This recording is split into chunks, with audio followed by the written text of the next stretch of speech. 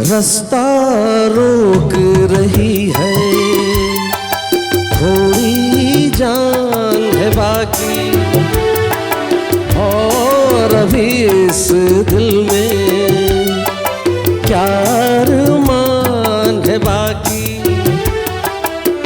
जाने भी दे ऐ दिल सबको मेरा सलाम।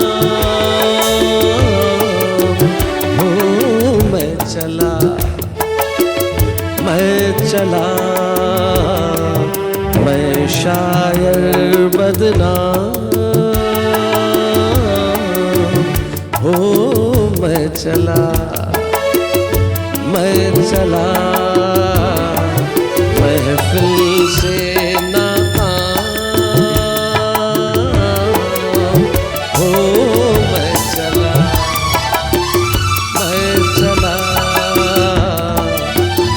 शायर बदनाम।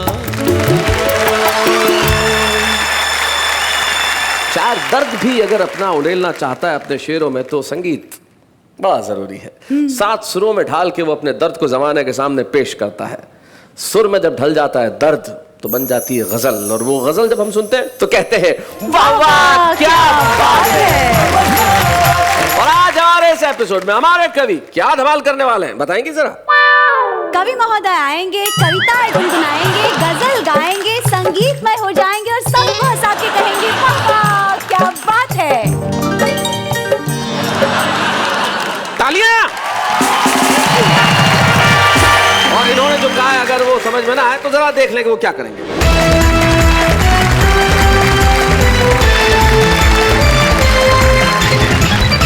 जीवन में संगीत बड़ा जरूरी है और कविता तो संगीत के बिना अधूरी है। तो आइए मिलकर कहते हैं वाह वाह क्या बात है। वाह वाह क्या बात है हमारे उन साथियों के लिए जो हमारे समक्ष बैठे हैं, यहाँ पे उपस्थित हैं। सबसे पहले टिपिकल जगत्यालवी जी मुझे इस तरह से घूर रहे हैं जैसे मैं घर में न पहुंच पाया हुआ 12वां सिलेंडर हूं। लेकिन टिपिकल जी अपना परिचय 2 पंक्तियों में गा के ही देना पड़ेगा भाई, संगीत वाला मामला। आग नफरत की मोहब्बत से बुझा देता है, जख्म आ जाए तो मरहम भी लगा देता है। क्या बात है। एक ऐसा भी टिपिकल है जहां में यारो, क्या बात है। रोने वालों को एकदम से हंसा देता है। क्या बात है भाई, बहुत अच्छे भाई, बहुत खूब। टिपिकल बात क्या बात। अब टिपिकल साहब के साहब हमारे ये जो दोनों बैठे हुए हैं जोड़ी, वाह वाह वाह वाह भाई, ये जो दोनों को वितरण किया है बालों का, लेकिन कहीं कोटा ज्यादा दे दिया और जहां जरूरत थी वहां नहीं दिया। ये बड़ा गड़बड़ मामला है। लेकिन जिनको बहुत जरूरत है, जो शर्मा रहे हैं, उनका नाम भी शर्मा है, अशोक शर्मा, जो दिल्ली से हमारे बीच में आते हैं। और जिनके पास जो बैठे हुए हैं ये फारूक सरल हैं, जो लखीमपुर खीरी उत्तर प्रदेश में एक कस्बा है वहां से आते हैं और मुस्कुराने की कोशिश कर रहे हैं। आप सीधे हंस पड़े और हाथ भी जोड़ लिए। चुनाव लड़ने का इरादा है क्या? और संगीत का मामला है तो जरा गा के बताइए कि क्यों इस तरह से हाथ क्यों जोड़ लिया आपने? लौट के आजा मेरे मीत, तुझे मेरे गीत बुलाते हैं। मेरा सूना पड़ा रे संगीत, तुझे मेरे गीत बुलाते हैं। लौट के आजा मेरे मीत। आप ऐसे बोल रहे थे जैसे किसी के घर के जाके कह आ दे 2 रोटी मुझको, तुझे मेरे। भाई बहुत बढ़िया, बहुत अच्छे। तो फारूक सरल, अशोक शर्मा और टिपिकल जगत्यालवी जी, आप तीनों यहाँ बैठे हैं तो आप डिसाइड कीजिए आप तीनों में से सबसे पहले कविता पढ़ने कौन आएगा, बताइए। अच्छा अशोक जी आप क्यों नहीं आना चाहते अब ये बताइए। मैं देखना चाहता हूँ पहला चावल कितना पकता है। उसके बाद अपनी दाल गलेगी कि नहीं गलेगी। अपनी दाल गला लेंगे। क्या बात है भाई अशोक शर्मा जी, आप भारत की राजधानी से आए, पता चलता है आप उस शहर से आए जहाँ पे संसद है। बड़े चालाक है आप। आइए हम बुलाते हैं टिपिकल जगत्याली को जोरदार तालियों के साथ।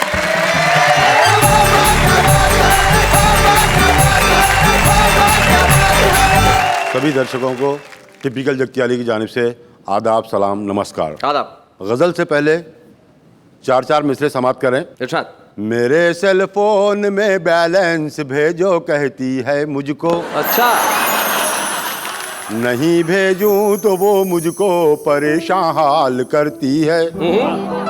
मुझे उल्लू बनाती है मेरी माशूक रोजाना।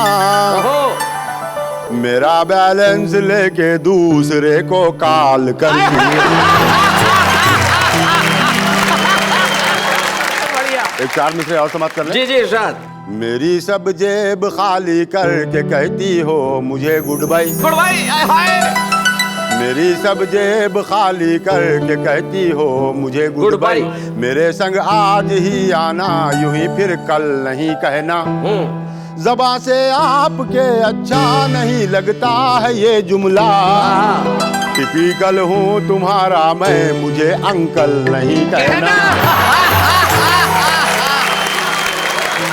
4 मिसरे और समाप्त करें। इरशाद। सख्त मुश्किल में पड़ गया यारो, सख्त मुश्किल में पड़ गया यारो, साथ रहता है छोकरा उसका। सख्त मुश्किल में पड़ गया यारो, साथ रहता है छोकरा उसका। वो बनी मेरी तीसरी बीवी, मैं भी शौहर हूँ दूसरा उसका। क्या बात है, बहुत अच्छे, क्या बात है, बहुत बढ़िया। एक मुकम्मिल गजल समाप्त कर ले। जी इरशाद। बीमार हो गया हूँ मोहब्बत में हार के। अच्छा। बीमार हो गया हूँ मोहब्बत में हार के, पीटा पुलिस वालों ने कपड़े उतार के। कर्जों में मुब्तला है मगर शान देखिए। मतलब उधार खूब लिए हुए हैं, कर्जों में मुब्तला है मगर शान देखिए। कर्जों में मुब्तला है मगर शान देखिए। फिरते हैं सूट बूट में वो भी उधार के। और जाती हो क्यों बुढ़ापे में तुम ब्यूटी पार्लर। ये इधर इधर, हाँ ये शेर। जाती हो क्यों बुढ़ापे में तुम ब्यूटी पार्लर। आते नहीं पलट के वो दिन फिर बाहर के। और शेर मुलाजा करें कि तनख्वाह अगर नहीं दिए बीवी के हाथ में, तनख्वाह अगर नहीं दिए बीवी के हाथ में, घर से निकाल देगी वो बेलन से मार के। और मक्का समाप्त करें कि बिच्छू के डंक जैसे हैं अशार सब मेरे। वाह, अशार शेर जी जो कहते हैं गजल में, जो कहे जाते हैं अशार। बिच्छू के डंक जैसे हैं अशार सब मेरे, क्यों छेड़ते हो मुझको टिपिकल पुकार के।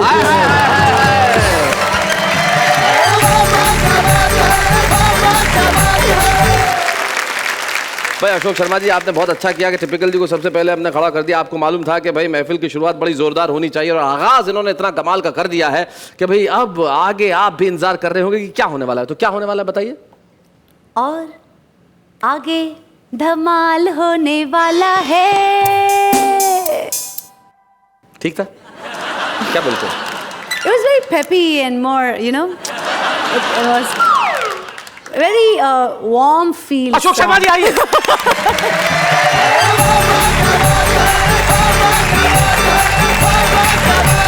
इतने बढ़िया श्रोता हैं, कविताओं का आनंद ले रहे हैं जी। लेकिन कई बार श्रोता एक ऐसा ठस सामने मिल जाता है कि हंसकर ही नहीं देता। हाँ। एक कवि सम्मेलन में हमने आधे घंटे तक हास्य कविताएं सुनाई, लेकिन एक श्रोता को हंसी नहीं आई। हाँ। हमने पूछा क्या बात है जनाब, वह बोला मानसिक तनाव। अच्छा। हमने कहा हमसे ज्यादा। सुनते ही उसने सिर धुना और बोला अच्छा पहले तू सुना। हमने कहा बेटा आज सुबह ही पत्नी को लेकर हॉस्पिटल गए थे, लेकिन लौटते समय हमारी किस्मत ही फूट गई। ना जाने कब हमारी पुरानी नौकरानी ने हमें देख लिया और धच्च से आकर स्कूटर पर बैठ गई। हम नौकरानी को लेकर घर आ गए, पत्नी वहीं छूट गई। जब इस बात का एहसास हुआ तो उल्टे पांव हॉस्पिटल की तरफ भागे, तभी पड़ोसी आ गए आगे। बोले लगता है आप हॉस्पिटल जा रहे हैं, हमारी पत्नी को लेते जाइए, हम साइकिल से आ रहे हैं। अच्छा। अब मन में हड़बड़ी थी। उनकी पत्नी को लेकर जैसे ही हॉस्पिटल पहुंचा, पत्नी दरवाजे पर खड़ी थी। बोली अबे ओ दूसरों की पत्नियों के पत्नी डोहू वाहन। अबे वो दूसरों की पत्नियों के पत्नी डोहू वाहन दूसरों की पत्नियों को ही ढोता फिरेगा या अपनी पर भी ध्यान देगा? अब बता बेटा, इससे बड़ी टेंशन है तेरे पास? हाँ। सुनते ही वे हंसा और बोला यार तू भी खूब फंसा। यहाँ तो एक ही को ढोते ढोते ढोते ढोते सर चकरा रहा है और तू तीन तीन को ढोकर आ रहा है। बढ़िया बढ़िया। ये तो थी साहब प्राइवेट हॉस्पिटल की बात जी। एक सरकारी हॉस्पिटल भी होता है। एक बार मैं वहां भी फंस गया। क्या बात है। आधुनिक हथकंडों से युक्त सरकारी अस्पताल, उन पर बिछा हुआ दलालों का जाल, बाप रे बाप, भगवान ही बचाए। मरीज मरे तो मरे, उसका तीमारदार भी बचकर भागने ना पाए। बैठे बिठाए समस्या हुई खड़ी, पत्नी के ऊपर पड़ोसी की दीवार गिर पड़ी। अच्छा। पहले तो हंसी आई, इसलिए नहीं आई कि उसका चोट लग गई, इसलिए आई कि कोई दीवार ऐसी है वो पत्नी को भी शिकार बना सकती है। कि पहले तो हंसी आई, फिर औपचारिकताएं निभाई। मजबूरी होती है साहब। पत्नी को टैक्सी में डाला और भागे, पूरा परिवार पीछे था, हम आगे। इमरजेंसी वार्ड के बाहर स्ट्रेचर पर लेटे एक व्यक्ति को जैसे ही छुआ, वह तुरंत उठ खड़ा हुआ, बोले स्ट्रेचर चाहिए? 50 रुपए लाइए। पूरे 8 घंटे वेट किया है, तब कहीं जाकर स्ट्रेचर लिया है। अच्छा। हमने कहा भैया तुम्हारा ये धंधा कब से चल रहा है? वह बोला अपना तो परिवार ही इसी से पल रहा है। ज्यादा बताएंगे तो आप ही का कलेजा हिलेगा। यकीन नहीं आता तो अस्पताल में घूम कर देख लो, अपना पूरा खानदान किसी ना किसी स्ट्रेचर पर लेटा मिलेगा। तभी किसी ने मारी कोहनी, पत्नी की तरफ इशारा करके बोला बुढ़िया दाखिल करानी है? बुढ़िया कराओ बोनी। हमने कहा क्या लोगे भैया? वह बोला 100 रुपया। हमने कहा 10 रुपए में तो हम खुद ही दाखिल करवा देंगे। वह बोला लगता है बुढ़िया को भी मरवा देंगे। अरे इतनी लंबी लाइन नहीं देखते, आगे पहुंचते पहुंचते आपकी कमर ही झुक जाएगी। जब तक आप आगे पहुंचेंगे तब तक तो आपकी बुढ़िया ऊपर पहुंच जाएगी। हमने कहा हमारा दिमाग मत चाटो। वह गया और एक पुलिस वाले को ले आया। बचा कुचा दिमाग उस पुलिस वाले ने खाया। क्यों वे इसे कहाँ मार लाया? हमने कहा सिपाही जी यह हमारी पत्नी है और आपको पता है इस समय हम पर क्या गुजर रही है। वह बोला सच सच बता दे कितना छोड़कर मर रही है? बहुत बढ़िया। सच सच बता दे कितना छोड़कर मर रही है? इसके पास नकदी और जेवरातों की कितनी सीमा है और इसके नाम से कितने का बीमा है? या इसके माता पिता से इसके हिस्से में कितना आना है और तेरा किस किस महिला से यार आना है? सच सच बता दे वरना पुलिस केस बनेगा। ये तो मरेगी मरेगी, साथ में तू भी मरेगा। अंदर जाकर देखा तो यह भी सच था, पूरा हाल मरीजों से ही खचाखच था। किसी का मरीज कहीं था, सामान कहीं था, पांव रखने को स्थान भी नहीं था। एक बिस्तर पर 3-3 पड़े थे, जिनको जगह नहीं मिली वो ग्लूकोज की बोतल लेकर हाथ में खड़े थे। एक व्यक्ति मारे दर्द के तड़फड़ा रहा था, लेकिन डॉक्टर नर्सों के साथ गप्पे लड़ा रहा था। ओए होए। और दूसरा मरीज की हालत हद से ज्यादा बिगड़ रही थी और नर्स टीवी के आगे बैठी मैगजीन्स पढ़ रही थी। बहुत अच्छे। एक अन्य मरीज के सिरहाने खड़े 2 व्यक्ति आपस में बतिया रहे थे। बोले यार लगता है अब ये भी जाने वाला है, इसके लिए भी स्ट्रेचर लाना पड़ेगा। दूसरा बोला ना, ये जो ट्रॉली खड़ी है ना इसी से काम चल लेगा। ज्यादा दिक्कत होगी तो इसकी गठरी बनाएंगे और खींचकर मुर्दागिरा तक ले जाएंगे। तभी मरीज की आवाज आई, मेरे भाई मैं आपको कष्ट नहीं पहुंचाना चाहता हूं, आप तो मुझे रास्ता बता दीजिए, मैं खुद ही चला जाता हूं। मुर्दागिरे के बाहर एक व्यक्ति ना बोल रहा था ना हिल रहा था, कारण उसका मुर्दा ही नहीं मिल रहा था। अस्पताल के कर्मचारी उससे समझा रहे थे कि इतना मत घबराइए, इतने सारे मुर्दे पड़े हैं, जो भी पसंद आए ले जाइए। क्या बात है। खैर हम भी रोते पीटते घर आए, देखा तो चकराए, हमारी पत्नी मरी नहीं, साक्षात जी रही थी और चारपाई पर बैठी हुई हल्दी का दूध पी रही थी। तब से हमने फैसला लिया और ये कसम ली कि आज के बाद इस चक्कर में कभी नहीं आएंगे और अब के हमारी पत्नी मरे या जिए लेकिन भूल कर भी सरकारी अस्पताल नहीं जाएंगे। क्या बात है, बहुत अच्छे।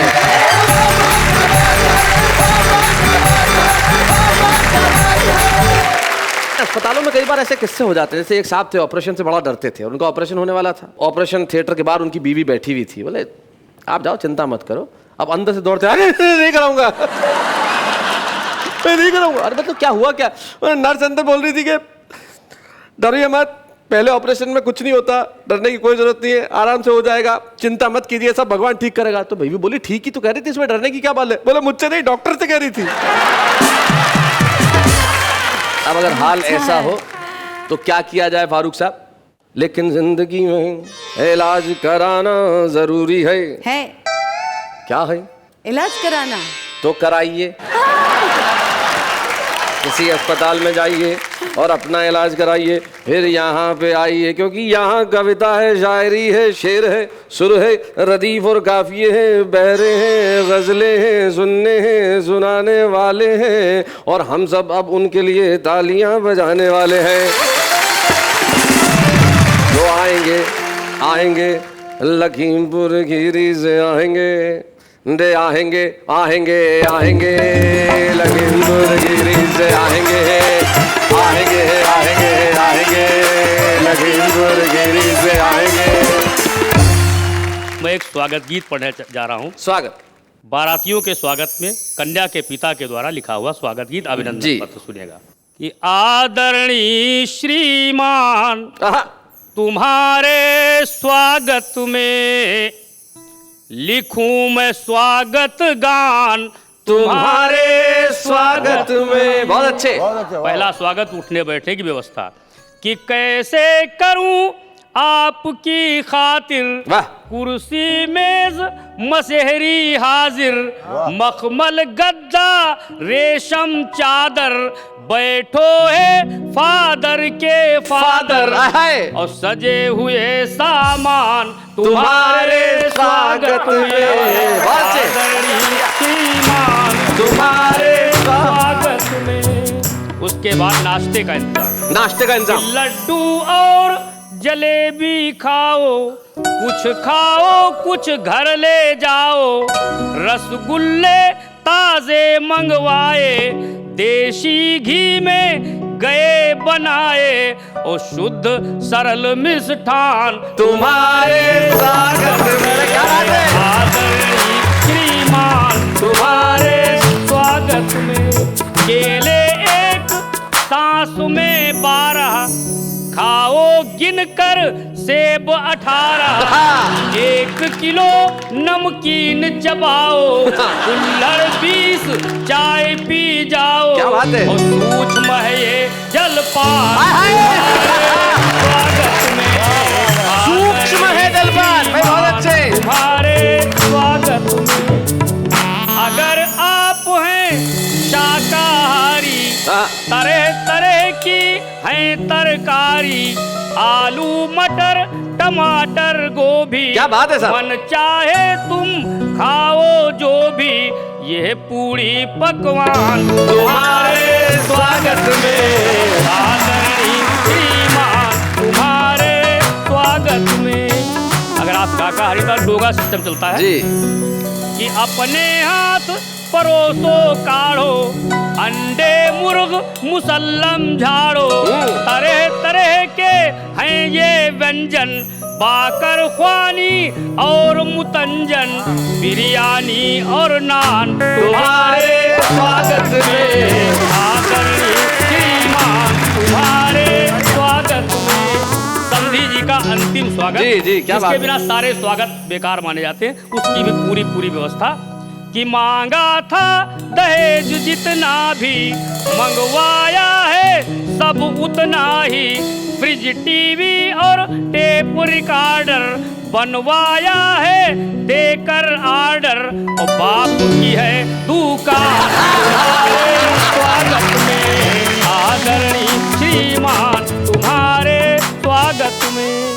कि लेमन डिनर और टी सेट है, जो भी है सो बेटर बेस्ट है, सोफा सेट और फार्म का गद्दा, बैठो एसी कार में दद्दा, और नकद कभी है ध्यान तुम्हारे स्वागत में। आदरणीय श्रीमान तुम्हारे स्वागत में।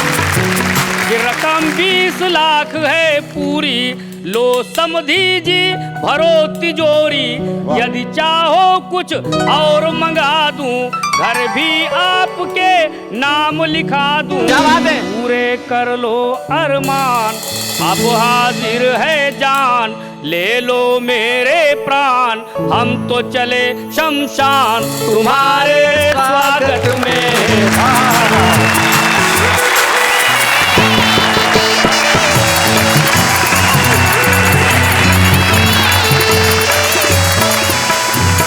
तो क्या छेड़ी है तान हमारे स्वागत में, क्या गाया है गान हमारे स्वागत में, जीत लिए हैं प्राण हमारे स्वागत में। भाई बहुत अच्छे। तो आप सबने खूब सुनाया, सुन के बहुत मजा है आया, सबने मिलके ताली बजाई, हर लब पे मुस्कान है छाई। क्या बात? आगे और हंसी का है इंतजाम तुम्हारे स्वागत में, लेकिन इस वक्त अल्प विराम तुम्हारे स्वागत में।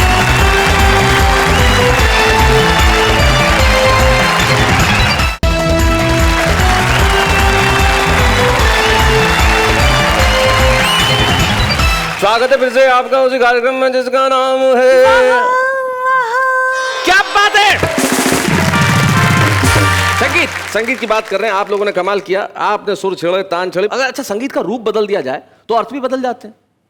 जैसे कितना खूबसूरत गाना है हमारी हिंदी फिल्मों में, तुम आ गए हो नूर आ गया है, नहीं तुम चरागों से लो जा रही थी। क्या बढ़िया गाया। अब हमारे एक मित्र हैं, उनका बिजनेस था ट्रेन में गाने का। अब उन्होंने गाया ट्रेन में कि तुम आ गए हो और नूर आ गया है, नहीं तो चरागों से लो जा रही थी। तुम आ गए हो और नूर आ गया है, तो दूर के मुसाफिर हमको भी साथ ले ले रे। ट्रेन में चल रहा है, हमको भी साथ ले ले, हम रह गए अकेले। ओ दूर गए मुसाफिर, आगे कि सुनी है दिल की राहें और खामोश है निगाहें, और नाकाम हसरतों का उठने लगा जनाजा, चारों तरफ लगे बर्बादियों के मेले रे, हमको भी साथ ले ले। उतर गया, ट्रेन से उतर गया, निकल लिया। कुछ लोग होते हैं जो जीवन का संगीत इस खूबसूरती से निभाते चलते हैं कि जहां भी जाते हैं सुर ही सुर होते हैं। हिंदी हास्य व्यंग के मंचों पे हमारे कुछ ऐसे सारथी रहे, कुछ ऐसे कवि रहे जो व्यंग और हास्य के स्तंभ रहे, चाहे वो शैल चतुर्वेदी जी हो या माणिक वर्मा जी हो। उस पीढ़ी के एक ऐसे कवि हमारे साथ हैं जिन्होंने हास्य को एक नई दिशा दी। अपने खराब स्वास्थ्य के बावजूद मेरे व्यक्तिगत निमंत्रण पे वो आज यहाँ तक आए और हमारे विशेष मेहमान बन के आज यहाँ कविता सुनाएंगे। क्या बात? श्री सुरेश उपाध्याय।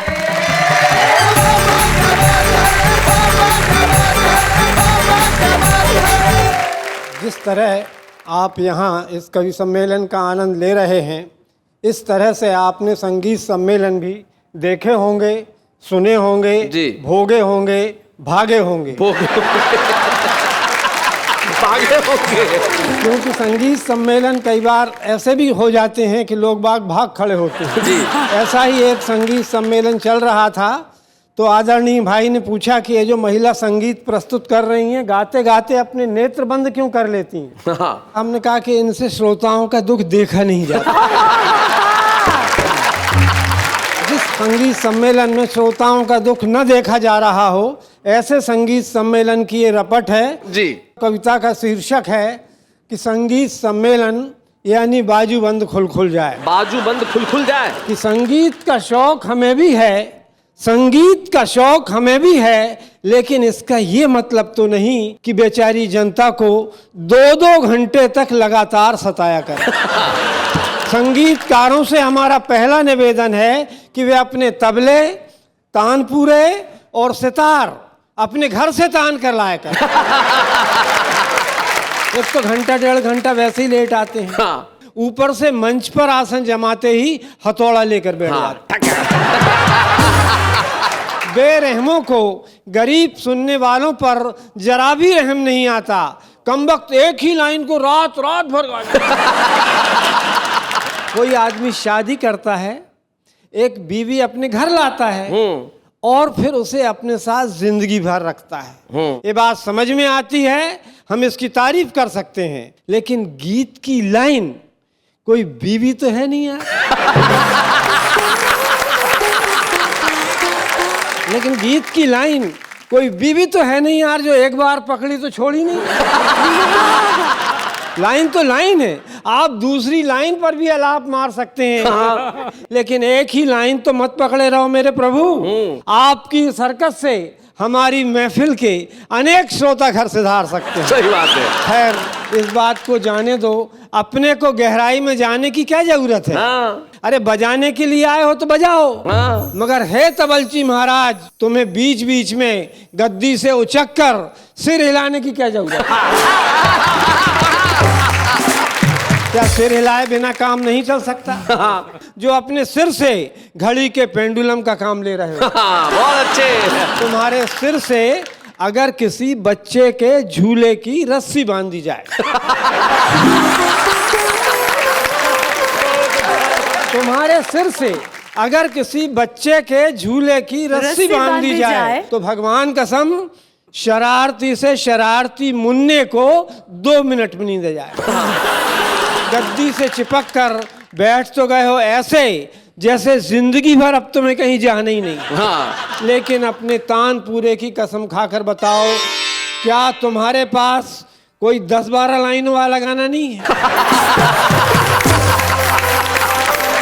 हम जानते हैं कि तबले और तानपुरे को तान चुकने के बाद आप बंधे हुए बाजूबंद को खोलेंगे और गाएंगे बाजूबंद खुल खुल जाए, बाजूबंद खुल खुल जाए। सारी रात बीत जाएगी और आकाश में गुलाल छिड़कता हुआ दिन निकलेगा, मगर तुम्हारा ये बाजूबंद नहीं खुलेगा।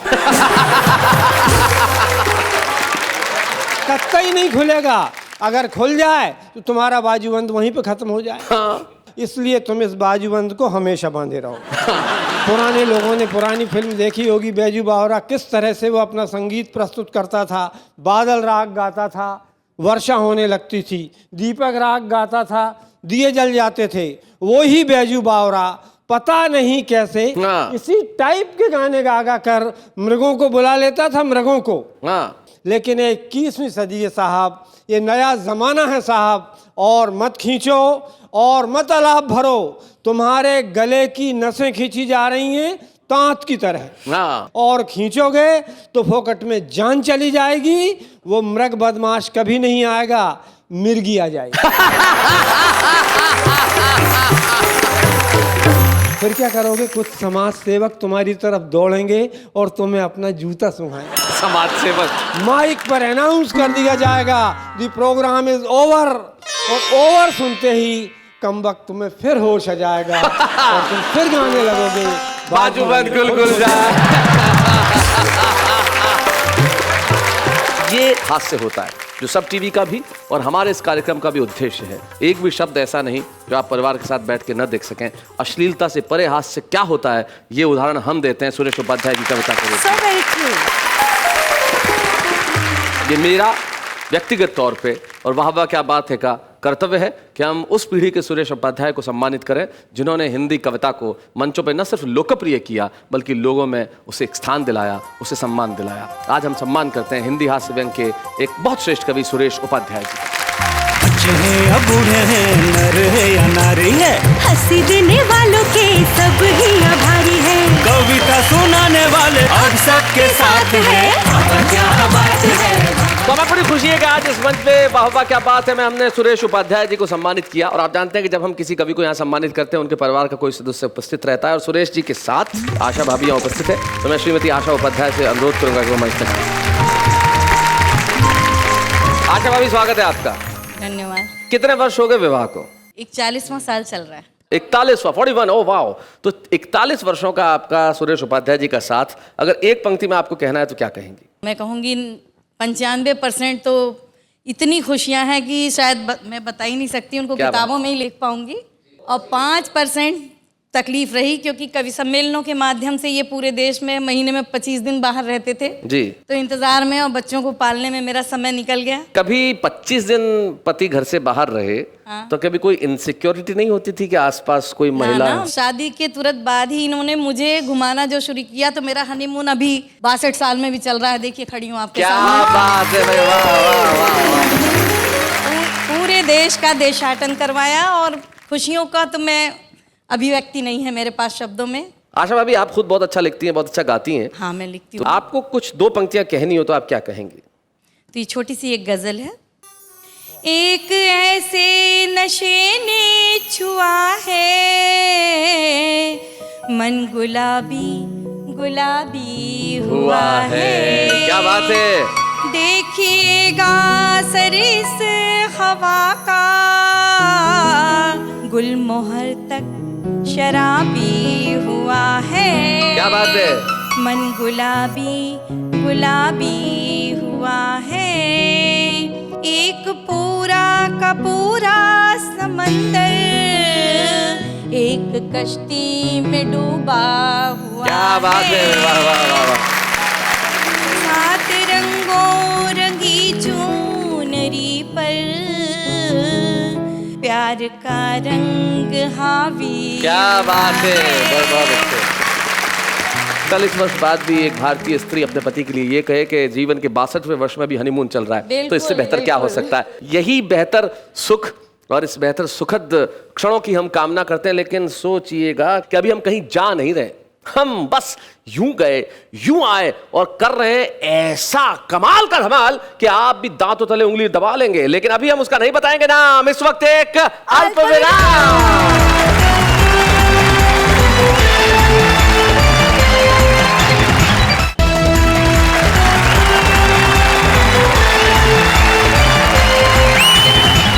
लौटाएं फिर से हम उस कार्यक्रम में जिसका नाम वाह वाह क्या बात है। क्या बात है। आपका साथ है, हमारा साथ है, कवियों का साथ है। लेकिन अब हम उनकी बात करने जा रहे हैं जिन्हें जिंदगी में बड़ी परेशानियां हैं, गम है, दुख है, लेकिन फिर भी चेहरे पे मुस्कुराहट है।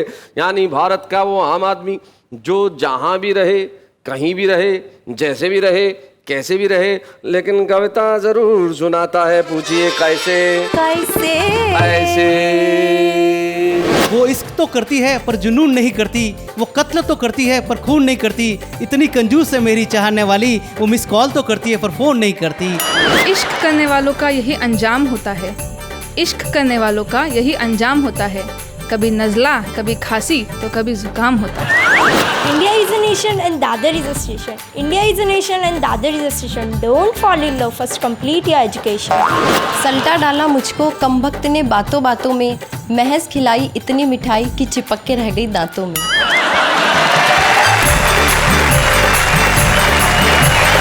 तो ये तो भारत के आम आदमी थे जो कविताएं लिखते थे, और आज ये कहीं ना कहीं छुपे हुए हैं, लेकिन कल को इस मंच पे आएंगे और सुनाएंगे कविताएं। लेकिन छुपे से मुझे याद आया कि भाई हमारे छुपे रुस्तम जिन्हें अभी आना है, क्या करना है बताइए? कविता। वाह, बहुत अच्छे। तो भाई हमारे छुपे रुस्तम जो आज के, वो सही में छुपे रुस्तम। एक महाराष्ट्र का एक कस्बा धुलिया, वहां वो रहते हैं। उनकी कविताओं का आप पे ऐसा असर होगा कि आप हंसी के सागर में गोते लगाएंगे और आप कहेंगे भाई ये तो कमाल के हैं। हमारे बीच में आ रहे हैं हमारे छुपे रुस्तम धुलिया के इब्राहिम सागर।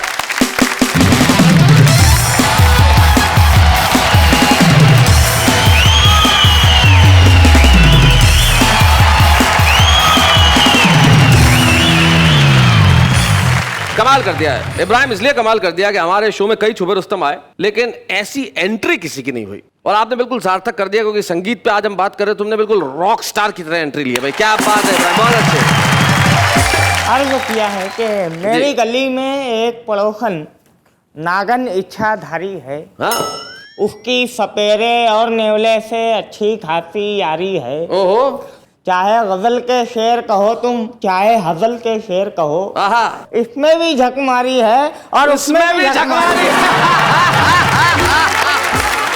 अर्ज किया है कि माना के दोस्तों मैं बहुत ही अपंग हूँ, माना के दोस्तों मैं बहुत ही अपंग हूँ, सलमान खान जैसा मैं लेकिन दबंग हूँ। अर्ज किया है कि मैं भूखा प्यासा आया हूँ तेरे मकान पर, मक्खन लगा के दे दे मेरी जान नान पर। दस्तक दिए बगैर ही दाखिल न हो गया, दस्तक दिए बगैर ही, दस्तक दिए बगैर ही दाखिल न हो गया, खुश आमदीद लिखा हुआ था मकान पर। क्या बात है। राजी करूंगा उनको मैं शादी के वास्ते, राजी करूंगा, राजी करूंगा उनको मैं शादी के वास्ते, फेंकूंगा ऐसा जाल तेरे अब्बा जान पर। माना के हाथ पाँव में सागर नहीं है दम, माना के हाथ पाँव में सागर नहीं है दम, हो जाऊंगा निसार मैं हिंदुस्तान का। क्या बात है वाह। पहले भाई आपने वो शेर सुना होगा कि जब भी आता है मेरा नाम तेरे नाम के हाथ, जाने क्यों लोग मेरे नाम से जल जाते हैं। बिल्कुल शेर सुना है। मैंने इस शेर से इस्तेफादा किया है और 4 लाइनें कही हैं। चाय पीने के लिए जब भी वो आ जाते हैं, मुझको बैठा हुआ होटल पे ही पा जाते हैं। अच्छा। और जब भी आता है मेरा पान तेरे पान के साथ, जाने क्यों लोग मेरे पान को खा जाते हैं। जनाब मुनव्वर राना ने कहा था कि बस इतनी बात पे उसने हमें बलवाई लिखा है। मैंने इसमें हज़ल का पहलू तलाश किया है और शेर को यूं किया है, बस इतनी बात पे उसने मुझे हलवाई लिखा है। अच्छा। कि मेरे घर के एक बर्तन पे बालूशाही लिखा है। इसी कारण पुलिस वाले भी करते हैं मेरी इज्जत। अच्छा।